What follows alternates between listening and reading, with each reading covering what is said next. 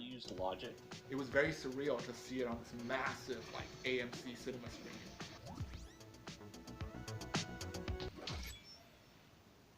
Hey guys, welcome back to Cam's Corner. This is part 2 of how we made our own John Wick movie for less than $1,000.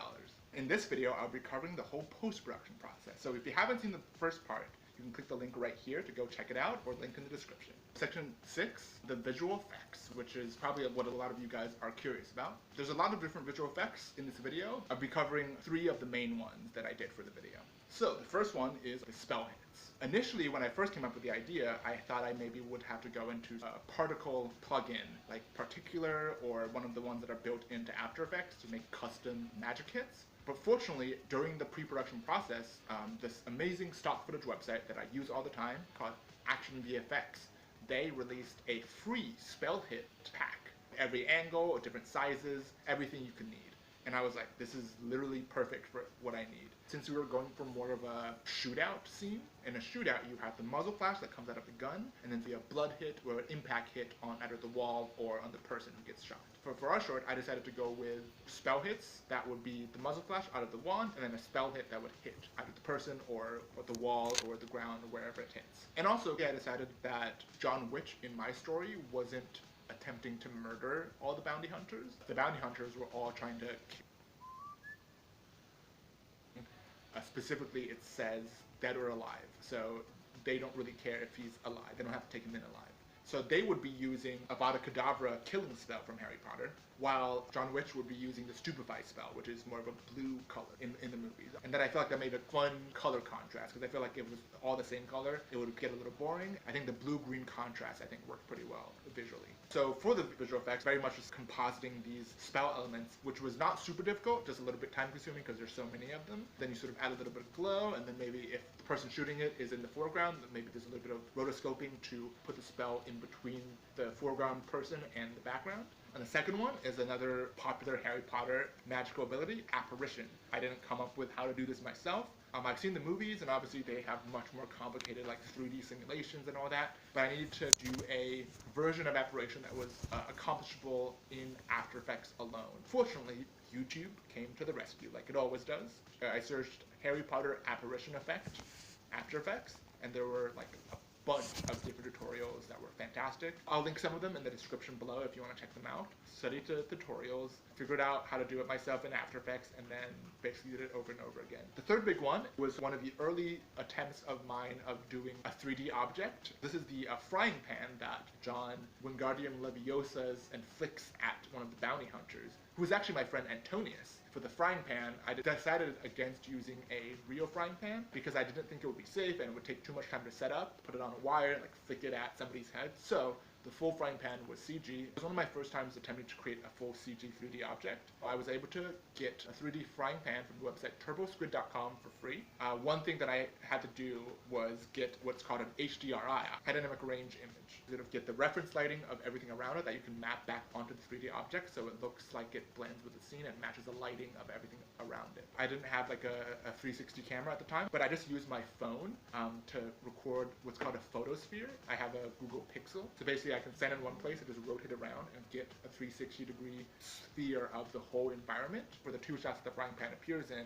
Within After Effects, I used Element 3D as my 3D plugin software. So instead of using a more complicated software like Blender or Cinema 4D, which I wasn't familiar with, I use Element 3D within After Effects itself, so I did all the animation and all the compositing within After Effects itself. The animation of the pan, I keyframe animated it, but I did my best to sort of match it to realistic physics, and then ultimately it's the sound design of the pan hitting the head and the pan hitting the ground that really marries everything together. So those were the couple of big VFX things that I had to tackle with the short.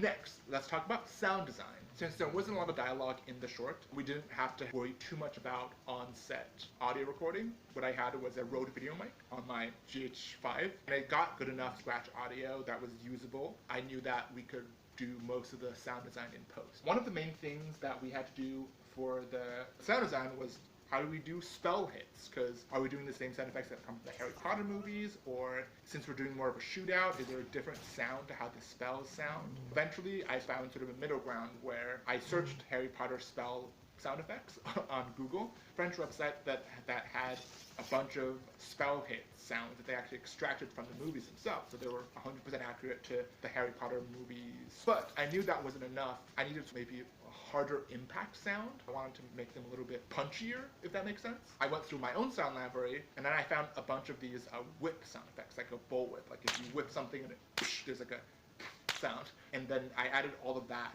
to the existing Harry Potter spell effects. That really was ultimately what the spell hits sounded like. Other sound design stuff was just blending the effects as well as I could, layering up sound effects to make them sound fuller. I'm not like a professional sound designer. I'm not going to like pretend that I really know exactly what I'm talking about, but I thought maybe I would share the couple things that I had some creative ideas on in terms of sound design. Now, let's go into music. For music, my friend Siraj, one of my best friends in the world. I've known him since freshman year of college.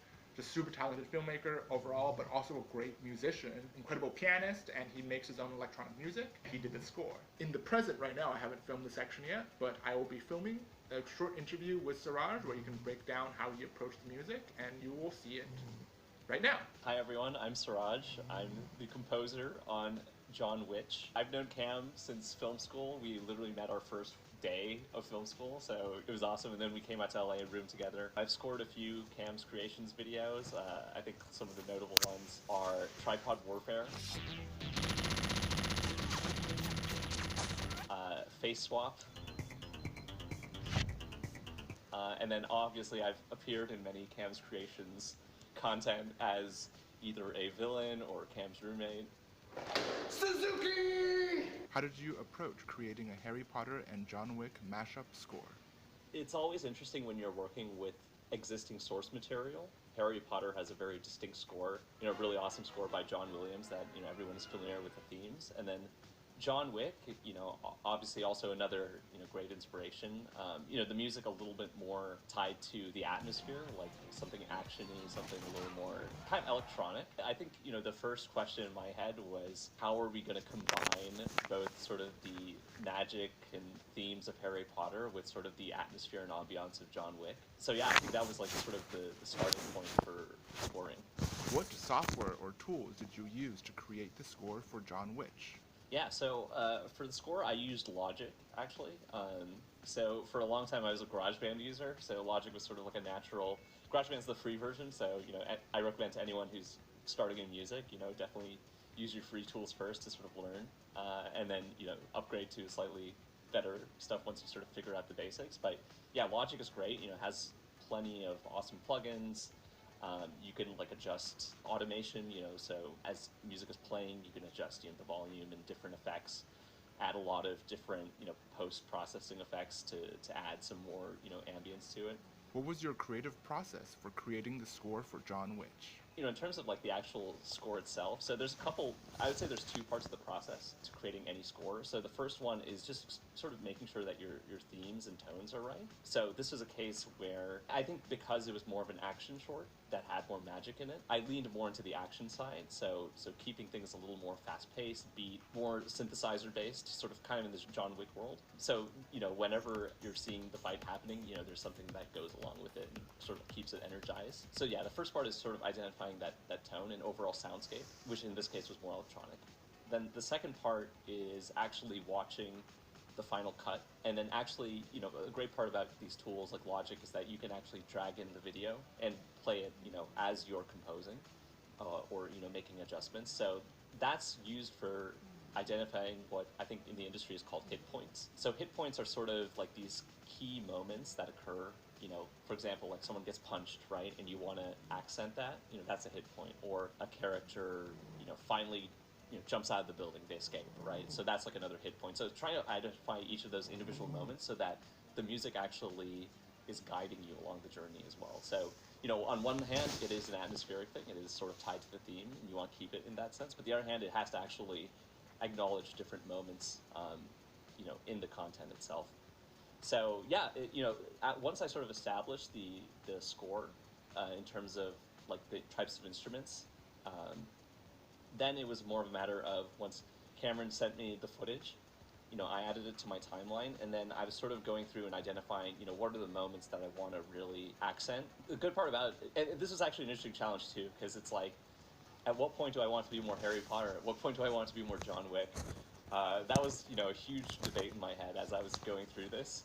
And I think I sort of figured out like a certain logic to how I wanted that to actually play out. So in the moments when there's a lot of action going on, when people are getting punched, people are getting, shot with the wands and everything, those parts would be more, electronic, drums, beats, because we're trying to really just push you through the action. But then there are moments in between the fights when, John Witch is, taking cover. He's like maybe preparing, the next batch of enemies is about to come. Sort of in those quiet moments, between the actual fights. Those parts I brought up more Harry Potter. When it's a little more quiet, you start to hear more of like the Harry Potter themes. And then, once the bad guys come back and start fighting, then we go back into John Wick world. So it's sort of like this interesting balance between the two, and trying to, use whichever theme is most appropriate for whichever moment. That sort of helps carry along the video. Where can viewers find more of your music? Yeah, you can follow me on soundcloud.com/circle, SURCLE. But yeah, always great working with Cameron. I'm sure there's going to be a lot more exciting content, shorts. Very excited for, some of these scripts that I've been reading. So be prepared. Be prepared for some awesome stuff.